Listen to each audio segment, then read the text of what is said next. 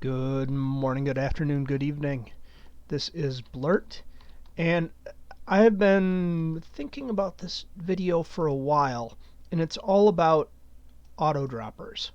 And if you ever have been in need of something to move a lot of objects in a fairly timely fashion, you've probably seen an autodropper, tried to look up an autodropper, or built an autodropper. So let's look at some of the ones that I like to use. So right behind me is the first one that I ever learned how to make a long time ago. It's pretty simple and pretty inexpensive. If you have a very little bit of redstone, it'll work. Let's take a closer look at it. Now, we see here we've got the dropper. All of our auto droppers will have a dropper attached to them. We've got one or more pieces of redstone coming out the back.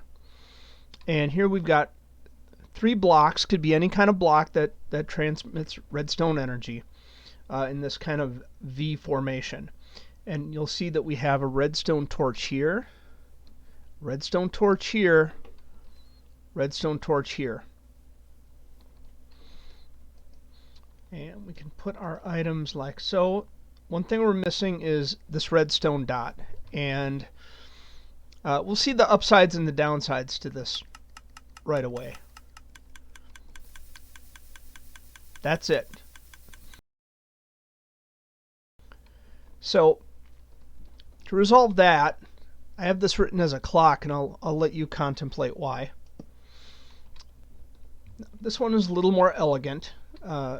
Uses a comparator, and you can see when the dispenser receives an item, the comparator notices it, sees the state change, powers this repeater, which goes on to power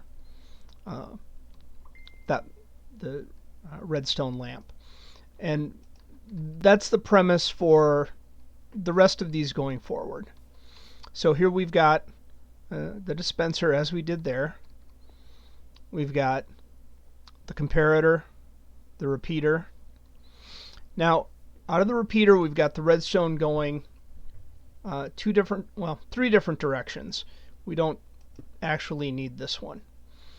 The first one comes back this way and goes into the comparator, locking it momentarily. This one, which is slightly longer, comes back to the dispenser and fires it. So if we were to drop, say, 10 things in there,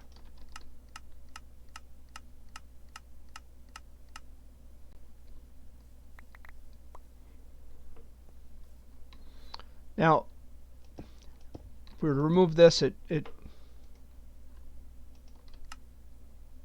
wouldn't work,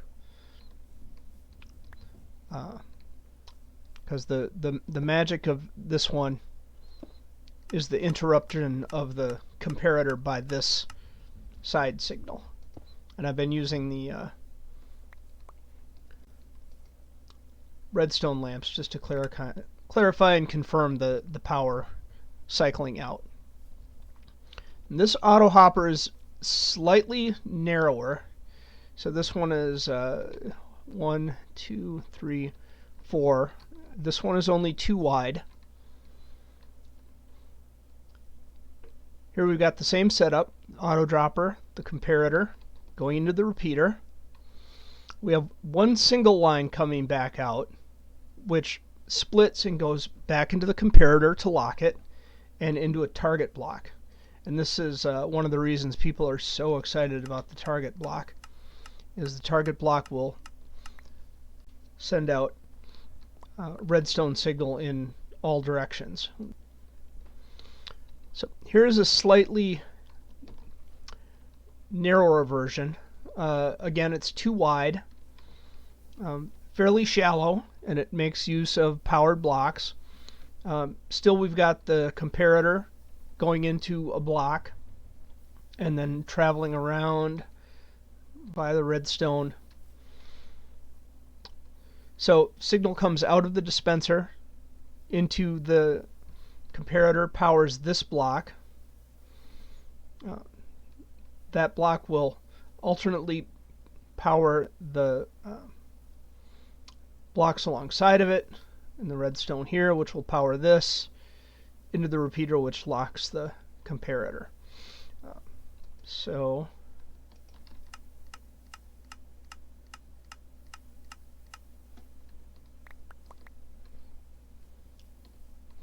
the power from the comparator is powering this block, and therefore this redstone, which actually comes back and causes the dispenser to eject, at the same time sending the signal back around to lock the comparator momentarily.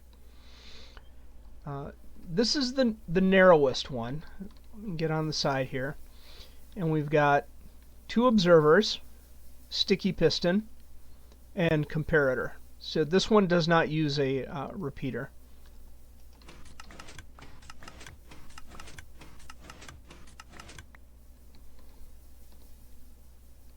Now this one also, well, I've got the hopper set up. You don't need a hopper for that.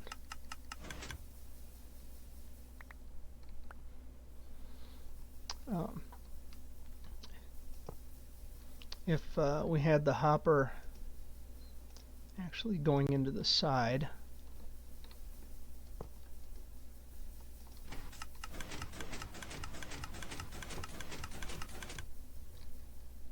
and all of these should work with similarly with a hopper.